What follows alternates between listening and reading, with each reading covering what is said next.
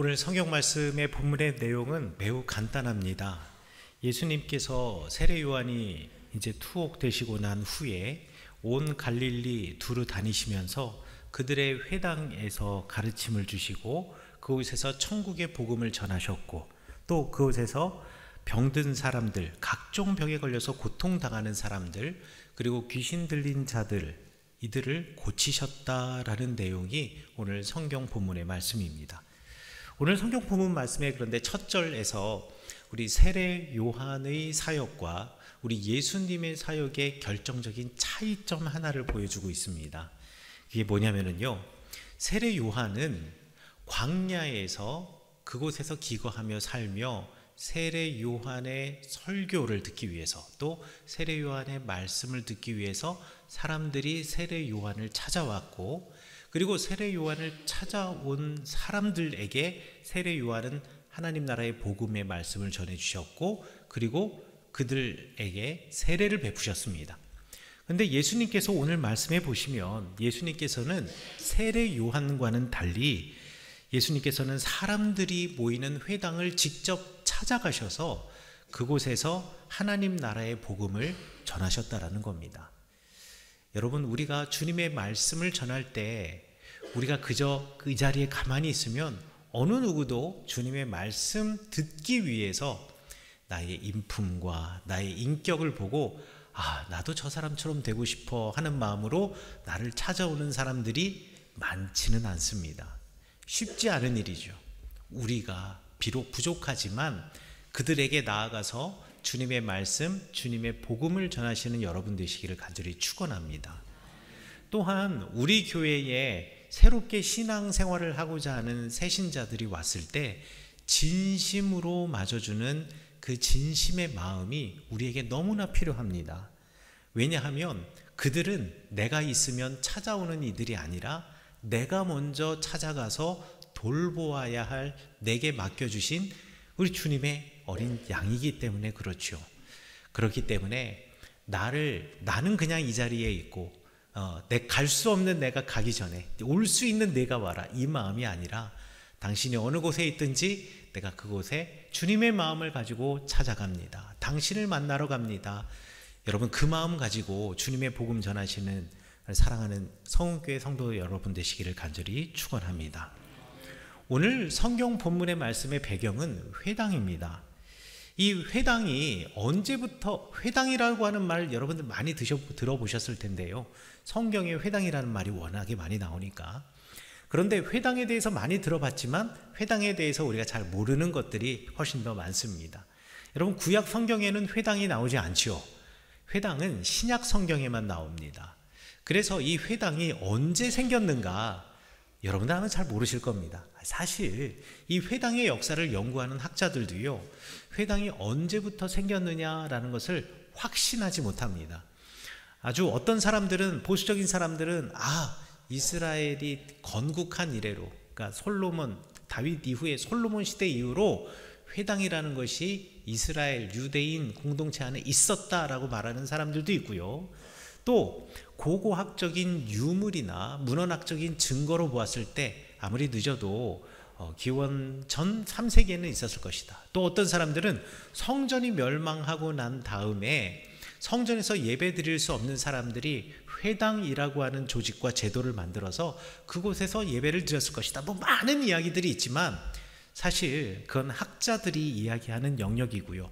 정확하게는 예수님 당시에 이스라엘 사람들, 유대인들의 신앙의 중심지가 성전과 회당이었던 것은 분명합니다. 그리고 예수님 당시에 회당이 가지고 있는 4개의 역할이 있었는데요.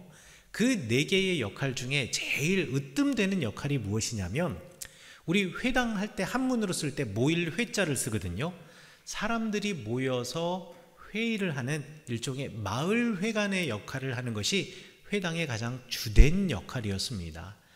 그리고 두 번째의 역할은 뭐냐면, 이 회당은 재판을 하는 곳이었습니다. 여러분들, 지금이야 조그만 무슨 일만 있어도 뉴스 같은 데 보면 뭔 일만 있어도 뭐 고소했다, 뭐 고발했다, 그리고 뭐만 있으면은 내용 증명 보냈다, 뭐 별의별 얘기 다 나오잖아요. 무슨 내용인지 여러분, 법을 지키고 살아가는 우리는 무슨 내용인지도 모르는 이 법적인 소송들이 정말 많이 있는데요. 지금으로부터 우리나라도 한 20년 30년 전까지만 하더라도 그런 거 없었지 않습니까? 별로. 마을이나 이런 데서 무슨 일이 생기면 그냥 이웃들끼리 서로 화해하라고, 마음 풀라고 뭐 이렇게 서로 권하고 권면하고 이러지 않았습니까? 예수님 당시도 마찬가지입니다. 예수님 당시에 사람들은 그 마을에서 무슨 일이 있으면 사람들이 함께 모여서 회당에 모여서 회의도 하고요. 그 회의하는 과정에서 서로 간에 갈등이 있거나 부딪히는 것이 있거나 이런 것들이 있다면 그곳에서 마을에 가장 권위 있는 사람들, 어른들이 모여서 재판을 하여서 거기 결과를 따라 그 동네 사람들이 지켜나가는 이런 전통이 있었습니다. 이 전통의 중심지가 어디였냐? 마을 회관의 역할을 하는 회당이었다. 그래서 회당의 두 번째 역할은 재판을 하는 장소라는 뜻을 가지고 있고요. 또 회당의 세 번째 역할은 기도하는 곳이었습니다. 내가 만약에 예루살렘에 산다고 한다면 안식일이 되면 예루살렘 성전에 가서 기도하고 예배를 드리면 되겠죠. 그러나 예루살렘으로부터 3일, 4일, 5일, 뭐 일주일길 떨어져 있는 저기 갈릴리 어딘가에 살고 있다, 아니면 저 유다 남부의 어디 홍해바다 근처에 살고 있다 이러면 내가 예배드리고 기도하기 위해서 예루살렘 성전을 찾아가는 일은 쉽지 않았을 겁니다.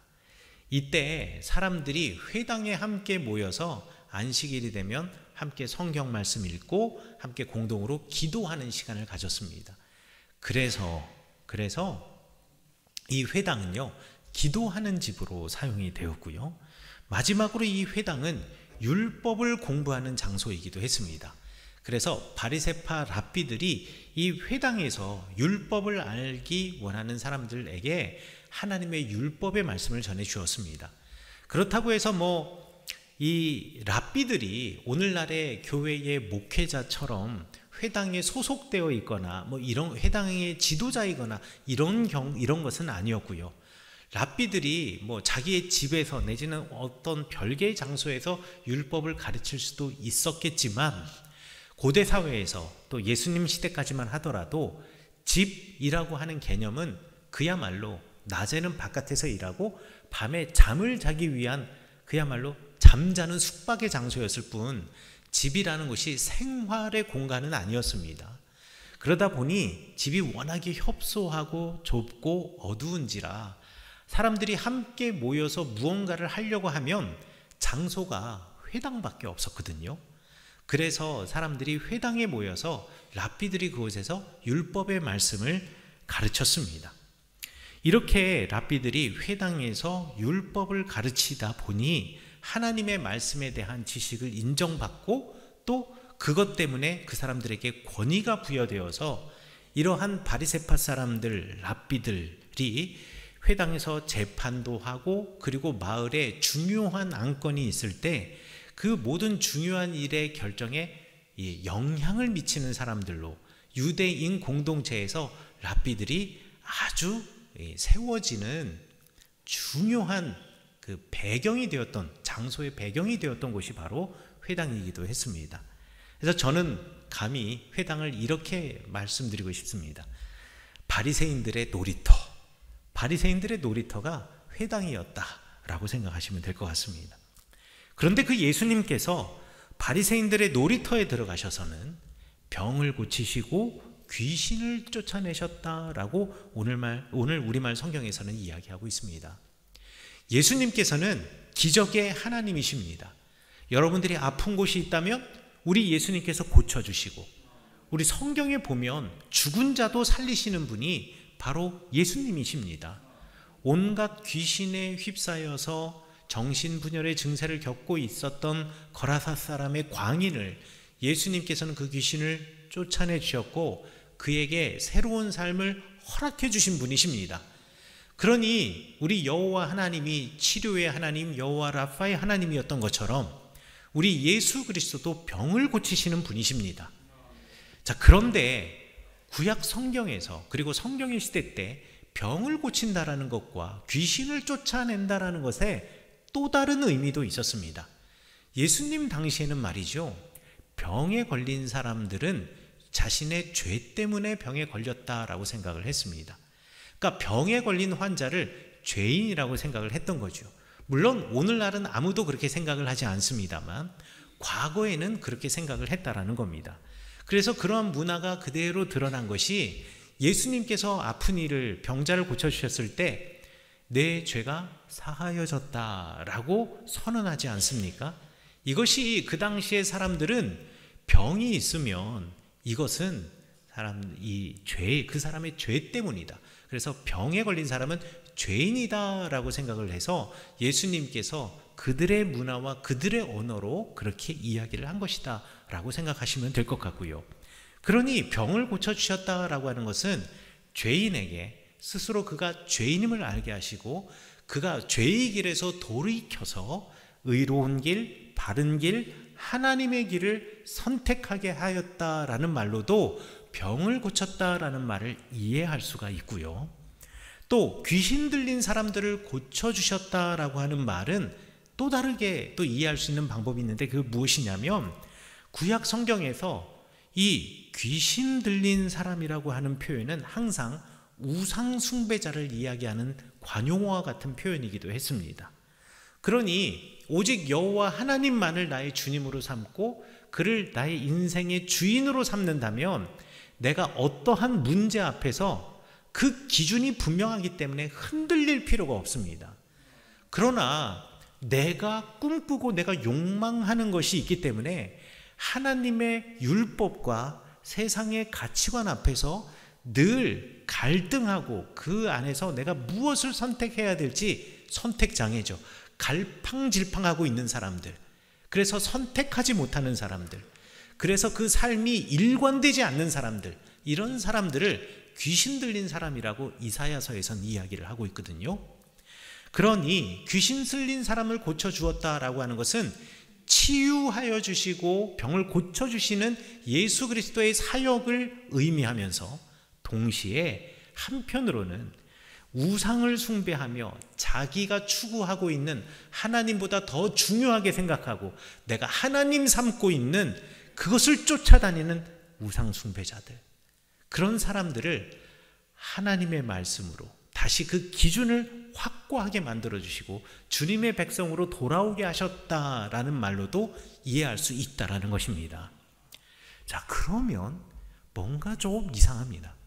뭐가 이상하냐면요, 제가 처음에 말씀드릴 때 뭐라고 말씀드렸냐면 이 회당은 바리새인들의 놀이터라고 했는데, 그러면 엄격하게 율법을 지키는 것을 제일 중요하게 생각하고, 그리고 그 엄격한 율법을 날마다 자기의 삶 속에서 이루어내기 위해서 스스로 자기를 괴롭혀 나아가는 이 바리새인들이 모여있고 바리새인들의 가르침을 따르려고 하는 사람들이 함께 모여있는 회당에 왜 이런 수많은 병에 걸린 병자들과 귀신 들린 사람들이 있냐라는 거예요. 바리새인들이 가르침이 있고 그들의 율법이 있고 그들이 가르쳐준 하나님의 말씀이 있다면 그 안에 죄인이 있으면 안 될 것 같고 그 안에 어떤 다른 우상 숭배자도 있으면 안 될 것 같은데 왜 회당에 그런 사람들이 있냐라는 질문을 할 수밖에 없습니다. 그렇기 때문에 오늘 성경 본문의 말씀은 예수님께서 바리새인들의 회당에 들어가셔서, 그리고 율법은 알고 있지만 여전히 죄인으로 우상 숭배자로 살아가고 있는 그들의 모임에 가셔서 바리새인들과 그들을 따라다니는 사람들, 따르는 사람들, 그 사람들의 위선을 지적하시고 그 위선의 가면을 벗기시는 내용이라고 여러분들 이해하셔야 합니다. 하나님 앞에서 나라는 존재가 어떤 존재인지 예수님께서 그 회당에 가셔서 그 바리새인과 바리새인을 따르는 사람들의 삶을 발가벗겨 버리신 사건이 바로 예수님께서 회당에 가신 사건입니다. 그러면 그때 당시 바리새인은 도대체 어떻게 살았던가요? 그들이 살았던 모습을 누가복음 18장 9절부터 14절에서 예수님께서 비유로 말씀해 주셨습니다. 이렇게 예수님이 두 사람에 대한 비유를 하는데요. 비유로 말씀하실 때 한 바리새인과 한 세리가 함께 성전에 올라가서 기도를 하게 되었답니다. 그런데 바리새인은 이렇게 기도를 하는 거예요. 그 성전의 제일 중앙에 서서 하나님이여, 나는 다른 사람들 곧 토색, 불의, 간음하는 자들과 같지 않고, 그리고 제 옆에서 기도하고 저 구석에서 기도하고 있는 저 세리와 같지 않음을 너무 감사합니다. 나는 일주일에 2번씩 금식하고, 바리새인들은 화요일과 목요일날 금식했거든요. 나는 일주일에 2번씩이나 금식하고, 또 소득의 11조를 빠짐없이 정확하게 계산해서 주님께 드립니다. 제가 이런 사람입니다. 저는 이런 사람으로 사는 게 너무 행복합니다. 주님 저 아시죠? 이게 바리새인의 기도였습니다. 그런데 그 바리새인과는 멀찍하니 떨어져서 저 구석에서 기도하고 있는 세리의 모습을 예수님이 말씀하시면서 이렇게 말합니다. 그 사람은 감히 눈을 들어 하늘을 쳐다보지도 못하고 기도하고 있었다. 여러분, 지금은요, 여러분들 기도하실 때 손 모으고 기도하시죠. 제가 이제 교회학교 갔는데 기도할 때 선생님들이 그러더라고요. 기도손 하면 애들이 전부 다 이렇게 딱 기도손 이쁘게, 애기들은 이렇게 기도하고 어른들은 주로 이렇게 기도하고, 어른들은 이렇게 하는 게 힘든가 봐요. 그래서 애기들은 이렇게 기도하고 어른들은 이렇게 기도하고, 어떤 사람들은 이렇게 기도하고, 기도하는데 손의 모양이 어떻게 되는 무슨 큰 의미가 있겠습니까만, 초대교회 교인들은 이렇게 기도하지 않았습니다. 초대교회 교인들은 우리 기록에 나와 있어요. 어떻게 기도했냐? 하늘을 향하여 팔을 벌리고 하늘에 계신 주님을 향하여서 기도를 했다라고 나와 있어요. 그러니까 지금은 이렇게 기도하지만 초대교회 교인들은 기도할 때 이렇게 기도했다라는 거죠. 근데 예수님께서 말씀하시기를 그 세리는 눈을 들어서 하늘을 쳐다보지도 못하고, 이렇게 기도하지 못하고 너무 부끄러워서 자신의 가슴을 치면서 이렇게 기도했다랍니다. 하나님이여, 불쌍히 여기소서, 나는 죄인입니다. 주님 앞에 기도도 할 수 없는 죄인입니다. 자격 없는 사람입니다. 그때 예수님께서 이 비유의 말씀을 하시면서 제자들에게 이렇게 말씀하셨습니다. 그리고 그 주변에 있었던 바리새인들에게 이렇게 말씀하셨습니다.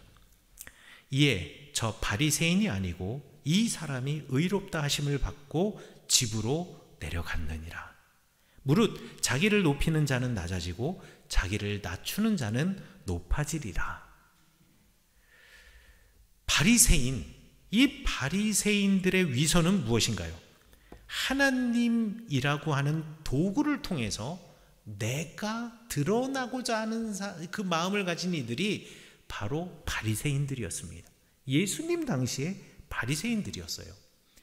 예수님 시대의 글보다는 시대는 조금 한 200년 정도 뒤쳐져 있지만, 탈무드의 베라콧이라고 하는 책, 축복이라고 하는 책에 이것도 자랑이라고 랍비 네후니아가 율법 공부하고 학교에서 나올 때마다 자기가 했던 기도를 적어놓은 게 있습니다.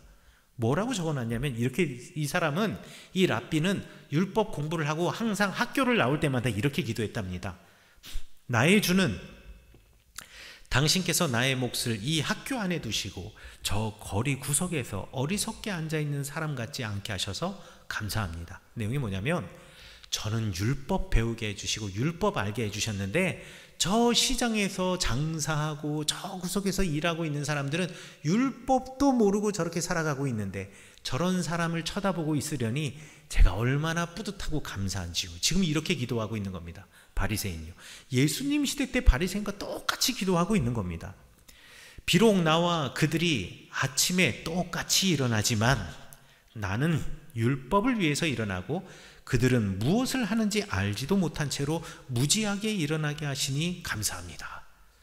그러니까 나는 아침에 일어나서 이제 학교에 와가지고 아이들에게 율법도 가르치고 또 나도 율법을 연구하는 이렇게 멋진 삶을 살아가고 있지만, 저 사람들은 율법 공부도 안 하고 삶의 자리, 자기들이 살아가고 있는 삶의 자리에서 저렇게 바삐 일하고 있으니 저들에 비해서 내가 얼마나 복이 있는 사람인지요. 제가 너무나 기쁘고 감사합니다. 라고 이 랍비가 기도하고 있는 겁니다. 나도 일하고 그들도 일하지만 나는 일에 대한 보상을 얻으나 그들은 얻지 못하게 하셨으니 이거 정말 감사합니다. 야, 무슨 기도하는 사람이 이러지요? 저 사람도 복을 얻게 해주세요. 저 사람도 구원에 이르게 해주세요. 저 사람도 하나님의 자녀 되게 해주세요. 이렇게 기도해야 되는 게 맞는 거 아니겠습니까? 그런데 나도 일하고 그들도 일하지만 나는 율법을 아는 사람이고 나는 랍비이고 그리고 나는 하나님의 말씀을 가르치는 사람이니까 나는 당연히 하나님으로부터 보상을 받을 게 분명한데 저 사람들은 내가 보니까 하나님으로부터 상 받기는 틀렸거든요.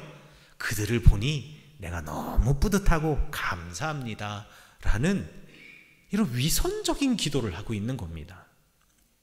여러분, 하나님의 마음이 과연 그렇겠습니까? 하나님이 정말 그런 분이신가요? 하나님이 세상을 창조하시고 한 사람 한 생명을 이 땅에 보내실 때 누구에게는 하나님의 형상을 심어 놓으시고 누구에게는 하나님의 형상을 심어 놓지 않으시는 그런 분이신가요? 아니지 않습니까? 또 이렇게 기도합니다. 나도 달리고 그들도 달리지만 나의 삶은 다가올 세상을 향한 다름질이고 그들은 터진 웅덩이로 달려가게 하시니 정말 감사합니다. 저 이 정도면은요 신앙 없는 사람이라고 생각합니다. 아니 나는 그래서 하나님 나라 갈 수 있지만 그들은 못 가게 하시니 너무 감사합니다. 그렇죠. 그들이 가면 내가 너무 억울하죠. 나는 율법도 잘 알고요. 나는 11조도 하고요. 나는 기도도 하고요. 나는 성경도 공부하고요. 저는 성경 심지어 가르치기도 하고요. 이런데 제가 가는 건 당연한데 저들도 똑같이 나랑 갈 수 있다 그러면 이건 제가 억울하지요. 이게 바리새파 사람의 기도, 랍비의 기도라니. 아니 그런데 탈무드에 기록되어 있으니 이게 더 충격적일 수밖에 없지요. 바리새인들의 위선은 무엇이냐? 하나님이라는 도구를 통해서 실제로는 내가 드러나고 내가 높아지려고 하는 것이 바리새인들의 위선입니다. 내가 이기적인 욕망의 존재라는 걸 인식하지 못하고 나는 옳다, 그리고 그들은 그르다 라고 생각하는 신앙인의 모습, 이게 바로 위선적인 신앙인의 모습이라고 하는 거죠. 사실 이 바리새파 사람은, 이 랍비는 종교 생활은 잘하고 있으나 믿음과 신앙은 없는 것과 마찬가지입니다. 그 사람들을 보면서 우월감을 가지고 그리고 내가 더 많은 것을 알고 있고 더 많은 것을 가르칠 수 있는 능력이 있다라는 이 우월감을 가지고 있는 이 바리새파 사람들과 랍비를 하나님이 사랑하실까요? 이거는 물어볼 필요도 없습니다. 사랑하실 리가 없지요. 예수님께서는요, 이 바리새인들의 놀이터인 회당에서 하나님 나라의 복음을 전하셨습니다. 하나님 나라의 복음이요, 사실 회당에 있는 그들에게 필요한 게 아니라 하나님을 알지 못하는 사람에게 필요할 것 같은데, 하나님을 안다라고 하고 그 율법을 공부하고 잘 알고 있다라고 사람들이 생각하는 이 사람들이 모인 그곳에 가셔서 하나님 나라의 복음을 전하셨다라는 거예요. 여러분, 그런데 이것 기억하셔야 됩니다. 하나님께서는요, 하나님 나라의 복음을 전하셨지만 하나님 나라의 자체가 뭔지에 대해서는 설명하신 적이 없어요. 하나님 나라에 가면 거기는 막 금빛이 번쩍번쩍 나는 보좌가 있고 거기 하나님 떡하니 앉아 계시고 그 양옆에 천사가 있어서 막 옆에서 부채질하고 있고 그 옆에 성도들이 뭐 찬양을 하고 있고 거기 가면 뭐가 있고 뭐가. 예수님이 그런 말씀하신 적이 단 한 번도 없습니다. 물론 나중에 요한계시록에 가면 사도 요한이 환상 중에 하나님의 나라를 이야기하고는 있지만, 묘사하고 있긴 하지만 예수님께서는 살아생전에 단 한 번도 하나님 나라 자체를 설명하신 적이 없습니다. 천국은 마치 이러하다라고 예수님께서 비유로 말씀하셨는데요, 사실 그 비유의 내용을 잘 보십시오. 예수님께서 가르치신 것은 하나님 나라 자체가 아니라 하나님 나라의 백성이 되려면 어떻게 해야 하는가, 그리고 어떻게 살아야 하는가를 가르쳐 주셨습니다. 천국은 마치 감추인 보화와 같다. 그러니까 우리가 그 보화를 얻기 위해서 우리의 모든 것을 다 쏟아 부어야 한다. 천국 자체를 가르쳐 주신 것이 아니라 그 천국의 백성, 하나님 나라의 백성이 어떻게 살아가야 하는지를 알려주시는 거예요. 천국은 마치 큰 잔치집과 같다. 그 잔치집에 우리가 예복을 입고 가야 되지 않느냐. 우리의 삶의 태도를 가르쳐 주신 거죠. 그렇죠. 예수님의 관심은 천국 자체, 하나님 나라 자체가 아니라 이미 모두가 하나님의 나라는 알고 있습니다. 하나님이 왕인 나라, 하나님의 왕이시고 하나님의 법이 있기 때문에 하나님의 법인 그 율법에 따라서 우리가 살아가는 나라, 하나님의 나라가 뭔지는 누구나 다 알고 있어요. 다만 하나님 나라의 백성처럼 살아가지 못하는 우리만 있을 뿐인 거죠. 그래서 예수님께서는 하나님 나라의 백성의 삶의 태도를 가르쳐 주셨다라는 것이죠. 그리고 그 태도, 어떻게 살아가야 하는가가 바로 복음이었습니다. 복음이라는 말은 여러분 신약 성경에만 나와 있지 않습니다. 구약 성경에도요 복음이라는 말이 나와 있습니다. 우리 이사야서 52장에 보면 복음이라는 말이 이렇게 나와 있습니다. 좋은 소식, 그리고 복된 소식. 좋은 소식을 전하며 평화를 공포하고 복된 소식을 가져오며 구원을 공포하며 시온을 향하여 이르기를 우리 하나님이 통치하신다. 그러니까 하나님의 나라를 이야기하는 거죠. 그러니까 하나님의 나라와 복음은 이미 이사야 선지자를 통하여서 이사야서 52장에 다 했던 얘기예요. 그러면서 우리가 알고 있는 유명한 찬양 가사이기도 하고, 그 다음에 여러분들이 잘 알고 있는 구절이 있죠. 복음을 들고 산을 넘는 발이 어찌 그리 아름다운가. 복음 들고 산을 넘는 자들의 발길 아름답고도 아름답도다. 이게 이사야서 52장의 말씀이거든요. 근데 사람들이 딱 여기까지만 읽어요. 그리고 찬양으로 여기까지만 알아요. 그 다음 절을 안 읽어요. 그 다음 절에 뭐라고 써 있는지 아십니까? 그러니 너는 떠날지어다 떠날지어다. 너의 삶의 자리 거기에서 나오고 부정한 것을 만지지 말지어다. 스스로 정결케 할지어다. 우리가 복음의 주인공이 되기 위하여서, 우리가 그 복음을 전하는 사람이 되기 위하여서, 그리고 그 복음이 나의 삶을 뒤흔들고 바꾸기 위해서 우리가 해야 할 것이 있다면 우리의 삶의 태도를 바꾸는 거라는 것을 지금 이사야 선지자가 이야기하고 있고 우리 예수님께서도 지금 말씀하고 계시는 겁니다. 그런데 우리가 이거를 무시하고 살아간다라는 거예요. 이거를 생각하지 않고 살아간다라는 것입니다. 그러면서 현재 내가 하고 있는 신앙생활, 어찌 보면 종교 생활에 안주하고 만족하면서 내가 문제없다라고 생각한다라는 겁니다. 그러나 예수님께서는 우리가 가져야 할 것은 내가 이런 신앙생활을 하고 있기에, 내가 이렇게 복음을 알고 있기에, 내가 이렇게 율법을 알고 있기에 가지고 있는 우월감이 아니라 끊임없이 계속해서 나는 깨끗해져야 하는 죄인이라는 것을 고백하며 주님의 나라를 향하여 걸어가는 성실함을 우리에게 요구하신다는 것을 여러분 잊지 마시기 바라겠습니다. 나는 완전하지 않고 주님이 오르시다. 주님의 나침판에 나를 맞추어가는 삶을 살아가며 늘 나의 삶을 뒤엎어 나아가고 날마다 그리스도 예수와 함께 죽고 날마다 그리스도 예수와 함께 새로운 사람으로 태어나야 하는 사람이다 라는 이 신앙의 고백이 우리에게 있어야 한다는 것입니다. 그러나 여러분들 그런 신앙생활을 하고 계시나요?